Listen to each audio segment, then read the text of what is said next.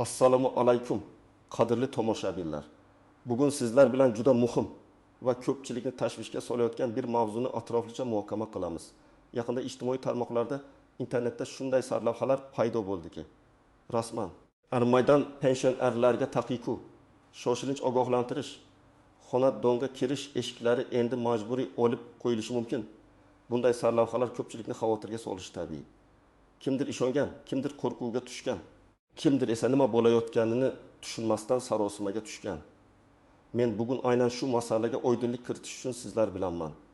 Ushbu ma'lumot har birimiz uchun, ayni keksa avlod vakillari va ularning yaqinlari uchun o'ta muhim. Shuning uchun iltimos diqqat bilan eshiting va bu videoni oxirigacha ko'ring. Va albatta hozirroq kanalimizga obuna bo'lib, videoga like bosishni unutmang. Chunki sizning qo'llab-quvvatlashingiz bizga yanada foydali ma'lumotlar bilan bo'lishishga ilhom beradi. Keling, hech qanday ortiqcha gap so'zlarsiz, to'g'ridan to'g'ri masalaning mohiyatiga o'taylik. Muammoning mohiyati avval qanday edi va hozir nima o'zgardi? Yuqorida keltirilgan sarlavhalar shubhasiz juda jozibador va shov-shuvli. Biroq shuni aniq aytishim kerakki, qonunchiligimizda Irmaydan pensionerlarga taqiqlagan umumiy qoida yo'q va bunday sarlavha mutlaqo asossizdir. Shuningdek, xonadonlarning kirish eshiklarini majburiy ravishda olib qo'yish haqidagi ma'lumot ham haqiqatga zid va qonuniy asosga ega emas. Bu shunchaki jamoatchilikda vahima uyg'otishga qaratilgan dezinformatsiya yoki mavjud qonuniy jarayonlarning noto'g'ri talqini bo'lishi mumkin. Xo'sh, unda nima uchun bunday gap so'zlar tarqaldi? Aslida muammo shundaki, ba'zida odamlar o'z majburiyatlarini, ayniqsa moliyaviy majburiyatlarini bajarmaganlarda qonuniy tartibda ularga nisbatan ijro harakatlari amalga oshiriladi. Avval ham shunday bo'lgan, hozir ham shunday. O'zbekiston Respublikasi sud hujjatlari va boshqa organlar hujjatlarini ijro etish to'g'risidagi qonuni bor va u uzoq yillardan buyon amal qiladi. Bu qonun umuman olganda fuqarolarning va tashkilotlarning o'zaro majburiyatlarini, jumladan qarzni qaytarish, aliment to'lash, jarimalarni undirish kabi masalalarni tartibga soladi. Bu qonun doirasida sud qarorlari yoki boshqa ijro hujjatlari asosida qarzdorga tegishli mulkni xatlash, unga nisbatan ayrim cheklovlar qo'llash kabi choralar ko'rilishi mumkin. Bu borada so'nggi yillarda aynan pensionerlar yoki xonadon eshiklariga taalluqli qandaydir keskin o'zgarishlar kiritilgani yo'q. Biroq ijro jarayonlarini raqamlashtirish, ijro etish samaradorligini oshirish bo'yicha ba'zi texnik va protsessual yangiliklar joriy etilmoqda. Masalan, qarzdorlik haqidagi ma'lumotlarning onlayn tizimda aks ettirilishi, bank hisob varaqlariga nisbatan avtomatlashtirilgan tarzda cheklovlar qo'yilishi kabi jarayonlar avvallari qo'lda amalga oshirilgan bo'lsa, endi ular texnik vositalar yordamida tezroq va samaraliroq bajarilishi mumkin. Bu esa ba'zida odamlarda o'zgarishlar bo'ldi degan noto'g'ri taassurot uyg'otishi mumkin. Ammo shuni takror aytamanki, bu jarayonlar sud ijrochilari uchun ishni osonlashtiradi. Lekin fuqarolarning asosiy huquqlarini cheklovchi yangi qoidalarni o'z ichiga olmaydi aslida. Bu shov-shuvli sarlavhalar ostida yotgan haqiqiy muammo bu fuqarolarning moliyaviy savodxonligining pastligi va huquqiy bilimlarining yetishmasligi. Ko'pchilik o'z huquqlarini ham, majburiyatlarini ham to'liq bilmaydi. Natijada oddiy ijro harakatlari ham vahima uyg'otishi, noto'g'ri talqin qilinishi mumkin. Shuning uchun bugungi video orqali sizga aniq va ishonchli ma'lumotlarni yetkazishga harakat qilaman. Birinchi asosiy qism: nimalarni bilishingiz kerak, kim xavotirlanishi kerak va kim xavotirlanmasligi kerak. Avvalo, har bir fuqaro shuni bilishi kerakki, hech qanday majburiy choralar, jumladan mol-mulkni xatlash yoki undirish faqatgina sud qarori yoki qonunda belgilangan boshqa ijro hujjati asosida amalga oshiriladi. Bu shunchaki kimningdir xohishi yoki biror idoraning farmoyishi bilan emas, balki qat'iy belgilangan protsessual tartibda sodir bo'ladi. Kim xavotirlanishi kerak? Xavotirlanishi kerak bo'lganlar bu sud yoki boshqa vakolatli organlar tomonidan belgilangan moliyaviy majburiyatlarni uzoq vaqt davomida bajarmayotgan fuqarolar va tashkilotlardir. Bunga nimalar kiradi? 1. Bank kreditlari va mikroqarzlar bo'yicha qarzlar. Agar siz bankdan kredit olgan bo'lsangiz va uni belgilangan muddatlarda qaytarmagan bo'lsangiz, bank sudga murojaat qilish huquqiga ega. Sud qarori asosida qarzdorlikni undirish jarayonlari boshlanadi. Kommunal to'lovlar bo'yicha qarzlar, gaz, elektr energiyasi, suv, issiqlik, chiqindi uchun to'lovlarni uzoq muddat to'lamagan fuqarolar, kommunal xizmat ko'rsatuvchi tashkilotlar ham sudga murojaat qilish orqali qarzdorlikni undirishlari mumkin. O aliment pullari bo'yicha qarzdorlik agar biror shaxs aliment to'lashdan bo'yin tovlasa, bu ham ijro harakatlarining boshlanishiga sabab bo'ladi. 4. Soliqlar va jarimalar. Yo'l harakati qoidalari buzganlik uchun jarimalar, soliqlar, pensiya jamg'armasiga to'lovlar kabi majburiy to'lovlar ham o'z vaqtida to'lanmasa, undiruvga qaratilishi mumkin. 5. Boshqa fuqarolik shartnomalari bo'yicha qarzlar. Masalan, ijara haqi shartnoma bo'yicha to'lanishi kerak bo'lgan pullar va hokazo. Bu majburiyatlarni bajarmaslik oxir-oqibatda sudga olib keladi va sud ijrochilarining ishtirokida ijro harakatlari boshlanadi. Kim xavotirlanmasligi kerak? Moliyaviy majburiyatlarni o'z vaqtida va to'liq bajarib kelayotgan hech qanday qarz yo'q fuqarolar mutlaqo xavotirlanmasligi kerak. Sizning mol-mulkingizga, kirish eshiklaringizga hech kim tegmaydi. Pulingizni hech kim ushlab qolmaydi. Hech qanday taqiq qo'yilmaydi. Qonun doirasida yashayotgan, o'z burchlarini ado etayotgan har bir fuqaro himoya ostida. Endi esa bir nechta aniq real hayotdan olingan misollar bilan vaziyatni yanada tushunarli qilishga harakat qilaylik. Misol 1. Pensionerning kommunal to'lovlar bo'yicha qarzi. Tasavvur qiling, 7 yoshli Gulnora aya yolg'iz yashaydi. Uning pensiyasi kam. Ba'zan kommunal to'lovlarni to'lashga qiynaladi. Bir necha oydan buyon gaz uchun 5,000 so'm, elektr energiyasi uchun 3,000 so'm, suv uchun 7,000 so'm qarz yig'ilib qoldi. Kommunal xizmat ko'rsatuvchi tashkilotlar avval uni ogohlantirdi, keyin sudga murojaat qildi. Sud qaroriga ko'ra bu qarzdorlik undirilishi lozim. Sud ijrochisi Gulnorayaning yashash manziliga keladi. Nima bo'ladi? Sud ijrochisi Gulnorayaning uyiga kelib ijro hujjatini ko'rsatadi. U avvalo qarzni ixtiyoriy ravishda to'lashni taklif qiladi. Agar Gulnora ayaning bank kartasida puli bo'lsa va uning pensiyasidan qonunan belgilangan miqdordan ortiqcha mablag' bo'lsa, shu mablag'dan qarz ushlab qolinishi mumkin. Ammo shuni bilish muhimki, qonun bo'yicha pensionerning butun pensiyasi undiruvga qaratilishi mumkin emas. Har doim minimal yashash uchun zarur bo'lgan miqdor saqlanib qoladi. Masalan, agar pensiya 25 ming so'm bo'lsa va qarz undirilishi kerak bo'lsa, qonun bo'yicha pensiyaning ma'lum foizi odatda panigacha, ayrim hollarda 7 panigacha ushlab qolinishi mumkin. Lekin qolgan qismi yashash uchun saqlanib qolishi shart. Agar Gulnora ayaning puli bo'lmasa, sud ijrochisi uning uyidagi mol-mulkini ko'zdan kechirishi mumkin. Biroq kirish eshiklarini olib qo'yish umuman mumkin emas. Uy joyning o'zi ham agar bu uning yagona yashash joyi bo'lsa va u yerda voyaga yetmagan bolalar yashasa undiruvga qaratilmaydi. Bu haqda keyinroq batafsil to'xtalamiz. Qaysi mol-mulkni xatlash mumkin? Televizor, kir yuvish mashinasi kabi maishiy texnika, qimmatbaho zargarlik buyumlari agar ular qimmat bo'lsa, lekin yashash uchun zarur bo'lgan minimal mebel, kiyim-kechak, idish, tovoq kabi narsalarni olib qo'yish taqiqlanadi. Agar Gulnoraning uyida qarz miqdoriga teng keladigan va zaruriy bo'lmagan mol-mulk topilmasa, undiruv pensiyasining ma'lum qismidan davom ettiriladi. Bu jarayon majburiy yashash joyini tark etish yoki eshiklarni olib tashlash kabi choralarni o'z ichiga olmaydi. Misolki, bank kreditini qaytarmagan oila, farzandi bor bir oila yashaydi. Ular kichik biznes uchun bankdan 2 million so'm kredit olgan edi. Biznes muvaffaqiyatsiz bo'ldi, kreditni qaytara olishmadi.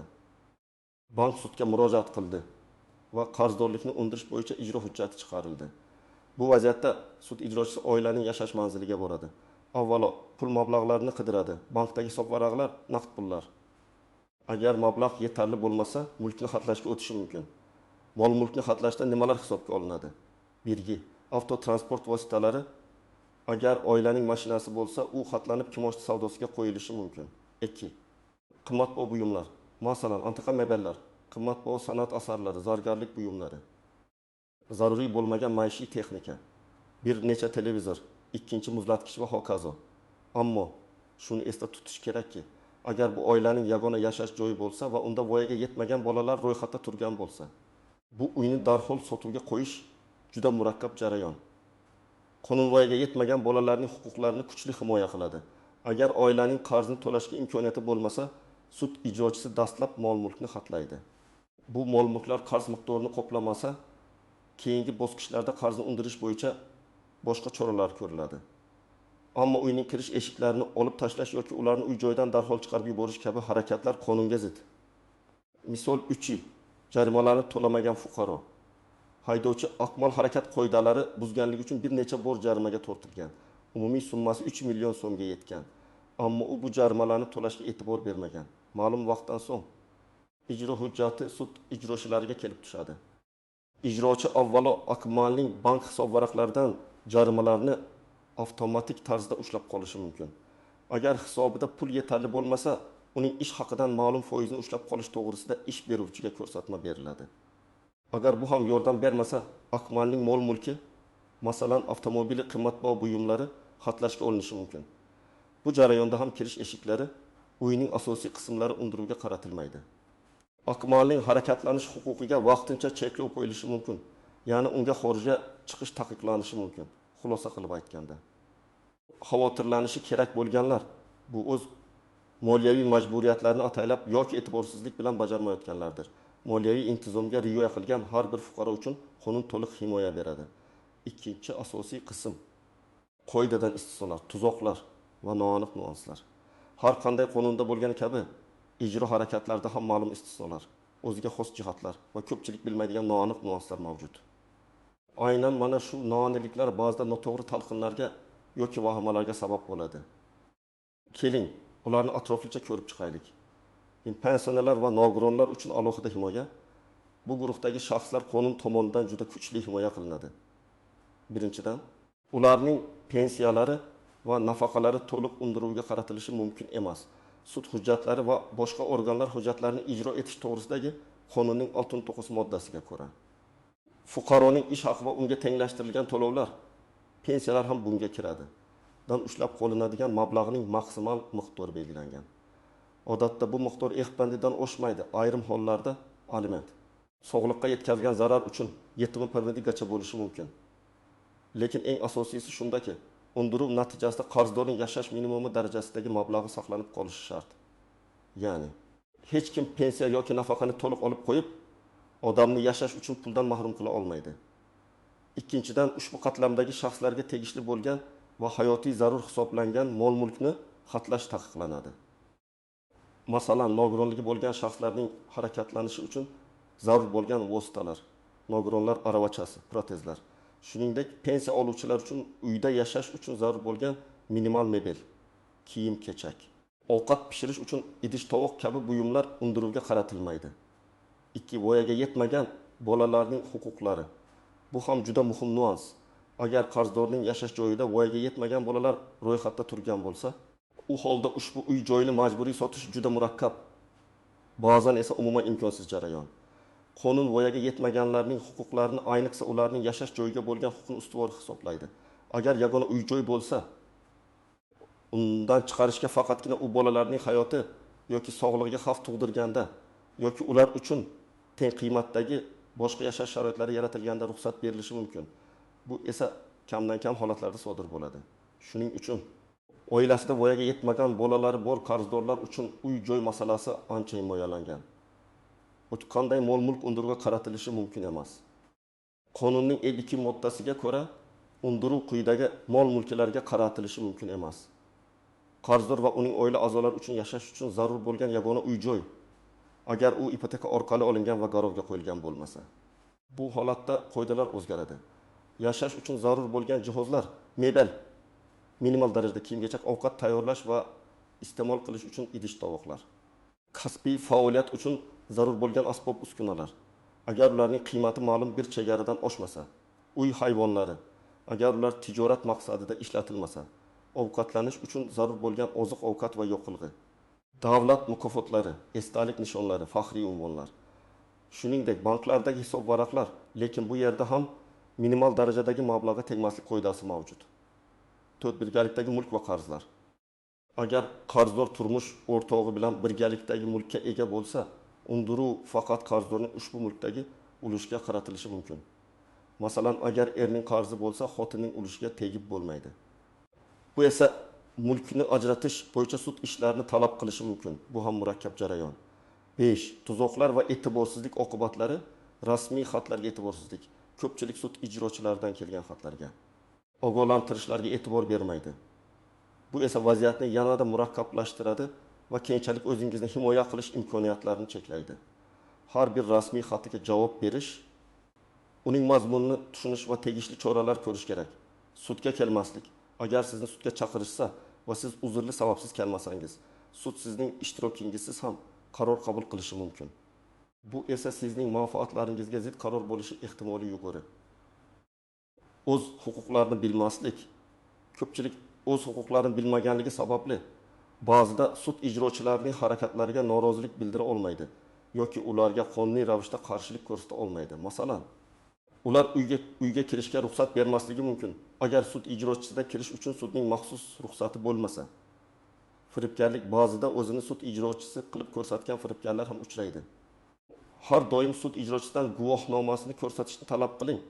Uning ismini yozib oling va ma'lumotlarni tasdiqlash uchun ijro organiga qo'ng'iroq qiling. 6. Eshiklar masalasi bo'yicha noaniq nuans.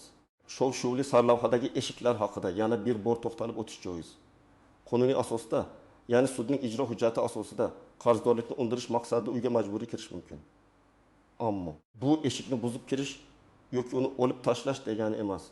Odatda bu faqatgina qarzdor uyga kirishga ruxsat bermagan hollarda sud ijrochisi boshqa xolis shaxslar, masalan guvohlar ishtirokida kirishga urinishini bildiradi. Bu ham shunchaki kirib borish emas, balki qonun bilan qat'iy tartibga solingan jarayon bo'lib, asosan qarzdorning uyida mulkini xatlash yoki uning holatini aniqlash uchun amalga oshiriladi. Uyning asosiy konstruktiv elementlari, jumladan kirish eshiklari uyning o'zi kabi unduruvga qaratilmaydi. Chunki ular uy-joyning ajralmas qismi hisoblanadi va ularni olib tashlash uy-joyning yashashga yaroqliligini yo'qotadi. Bu esa fuqaroning asosiy huquqlariga zid keladi. Bu shunchaki tahdid yoki noto'g'ri talqin xolos. Amaliy maslahatlar, tomoshabin nima qilishi kerak? Xo'sh, endi bilimlarni amaliyotga tatbiq etish vaqti keldi. Agar sizda shunday muammolar yuzaga kelsa yoki yuzaga kelish xavfi bo'lsa, nima qilishingiz kerak? Qanday qadamlar qo'yishingiz, qayerga murojaat qilishingiz, qanday hujjatlarni to'plashingiz va nimalarni yozishingiz kerak? Quyida siz uchun batafsil ko'rsatmalar beraman. Qarzlaringizni tekshiring va proaktiv bo'ling. Qarzlaringiz borligidan shubhalansangiz, avvalo kommunal xizmatlar, gaz, svet, suvning billing tizimlaridan, bankdan, soliq idorasidan yoki MIBning saytidan mibuz o'zingizning qarzdorligingiz bor yo'qligini aniqlashtiring. Agar qarz aniqlansa, darhol kreditor, qarz beruvchi bilan bog'laning. Vaziyatni tushuntiring va qarzni to'lash bo'yicha kelishuvga erishishga harakat qiling. Ehtimol sizga muddatli to'lov rejasi yoki qarzni qayta tuzish taklif qilinishi mumkin. Aslo qarzingizni yashirmang va undan qochmang. Qancha tez harakat qilsangiz, vaziyat shunchalik yengil bo'ladi. 2. Rasmiy xatlar va ogohlantirishlarga e'tibor bering. Agar sizga sud yoki sud ijrochilaridan biron bir rasmiy xat, chaqiruv qog'ozi, ogohlantirish, sud buyrug'i nusxasi kelsa, uni e'tiborsiz qoldirmang. Xatni diqqat bilan o'qib chiqing. Uning mazmunini tushuning. Agar tushunmasangiz, darhol huquqshunosga murojaat qiling. Xatda ko'rsatilgan muddatlarga rioya qiling. Agar belgilangan muddat ichida javob bermasangiz yoki sudga kelmasangiz, qaror sizning ishtirokingizsiz qabul qilinishi mumkin. Sud ijrochisi kelganda har doim sud ijrochisidan xizmat guvohnomasini talab qiling va uning nusxasini oling yoki hech bo'lmaganda guvohnomadagi ma'lumotlarni FIS lavozimi bo'limi yozib oling. Ijro hujjatining, sud qarori yoki ijro varaqasi asl nusxasini yoki tasdiqlangan nusxasini ko'rsatishni so'rang. Siz u bilan tanishish huquqiga egasiz. Unutmang, sud ijrochisi sizning xohishingizga qarshi uyga kirishi uchun sudning maxsus ruxsati bo'lishi shart. Bunday ruxsat bo'lmasa, siz uni uyga kiritmaslik huquqiga egasiz. Agar ruxsat bo'lsa, u holda 2 nafar xolis guvoh ishtirokida ijro harakatlari amalga oshiriladi. Ijro harakatlari jarayonida yozilgan barcha hujjatlar, masalan, mol mulkni xatlash dalolatnomasi bilan tanishib chiqing va ularni diqqat bilan o'qing. Agar siz rozi bo'lmagan joylari bo'lsa, o'zingizning e'tirozlaringizni yozma ravishda bildirishdan qo'rqmang. Dalolatnomaga imzo chekishdan oldin barcha xolis ma'lumotlar kiritilganiga ishonch hosil qiling. O'z huquqlaringizni biling va talab qiling. Sizning yagona yashash joyingiz agar u garovga qo'yilmagan bo'lsa, unduruvga qaratilishi mumkin emas. Yashash uchun zarur bo'lgan minimal mol-mulk, kiyim-kechak, idish-tovoq, minimal mebel unduruvga qaratilishi mumkin emas. Pensionerlar va nogironlarning pensiyalari va nafaqalardan minimal yashash uchun yetarli miqdor qoldirilishi shart. Agar sizning huquqlaringiz buzilayotganini his qilsangiz, darhol MIBning yuqori turuvchi organlariga hududiy bo'lim, respublika boshqarmasi, prokuratura organlariga yoki sudga shikoyat qiling. 5. Qanday hujjatlarni to'plash kerak? Shaxsiy guvohnomangiz, pasport, mulkka egalik huquqini tasdiqlovchi hujjatlar, kadastr, mulk huquqi haqidagi guvohnoma, oilaviy ahvolingizni tasdiqlovchi hujjatlar, nikoh guvohnomasi, farzandlarning tug'ilganlik haqidagi guvohnomalari, agar voyaga yetmagan bolalar bo'lsa, daromad manbalarini tasdiqlovchi hujjatlar, pensiya guvohnomasi, ish haqi ma'lumotnomasi, nogironlik haqidagi hujjatlar agar bo'lsa, qarzlaringiz yo'qligi yoki ularni to'laganingizni tasdiqlovchi cheklar, kvitansiyalar. 6. Huquqiy yordam izlang. Agar vaziyat murakkablashsa, malakali yuridik yordamga murojaat qilishdan tortinmang. Advokat sizning huquqlaringizni himoya qilishda, sud jarayonlarida ishtirok etishda va to'g'ri hujjatlarni tayyorlashda yordam beradi. Davlat tomonidan kafolatlangan yuridik yordam markazlari yoki bepul huquqiy maslahat beruvchi tashkilotlar ham mavjud bo'lishi mumkin. Ularga murojaat qilishdan cho'chimang. Xulosa va yakuniy ogohlantirish. Aziz do'stlar, ko'rib turganingizdek, minmaydan pensionerlarga taqiq yoki eshiklar majburiy olib qo'yiladi kabi sarlavhalar mutlaqo asossiz va vahima uyg'otishga qaratilgan dezinformatsiyadan boshqa narsa emas. Bunday xabarlarga ishonishga shoshilmang. Qonunchiligimiz fuqarolarni, ayniqsa ijtimoiy himoyaga muhtoj qatlamlarni kuchli himoya qiladi. Hech kim sizning huquqlaringizni buzishi yoki mol-mulkingizga noqonuniy ravishda tegishi mumkin emas. Bugungi videoda biz qonuniy ijro harakatlari qanday amalga oshirilishi, kimlar xavotirlanishi kerak va kimlar xavotirlanmasligi kerakligi, shuningdek huquqlaringizni himoya qilish uchun nimalar qilishingiz kerakligini atroflicha tushuntirib berishga harakat qildik. Eng muhimi bu moliyaviy intizomga rioya qilish, qarzlaringizni o'z vaqtida to'lash va har qanday rasmiy ogohlantirishlarga befarq bo'lmaslik. Agar qarz yuzaga kelsa, uni imkon qadar tezroq bartaraf etishga harakat qiling yoki kreditor bilan kelishuvga erishing. Shundagina siz o'zingizni bunday shov-shuvli xabarlardan kelib chiqadigan xavotirlardan himoya qila olasiz. Umid qilamanki, bugungi video siz uchun foydali bo'ldi va ko'plab savollarga javob berdi. Agar sizda yana savollar bo'lsa, videoning ostidagi izohlarda yozib qoldiring. Biz ularga imkon qadar javob berishga harakat qilamiz. Sizning fikrlaringiz va tajribangiz biz uchun juda muhim. Shuningdek, bu videoni o'z yaqinlaringizga, ayniqsa keksa ota-onalaringizga, bobo-buvalaringizga yuborishni unutmang. Ularni ham ortiqcha xavotirlardan xalos etishga yordam bering. Videoga like bosing va kanalimizga obuna bo'lishni unutmang. Biz sizlar uchun dolzarb va foydali ma'lumotlarni taqdim etishda davom etamiz. Sog' salomat bo'ling.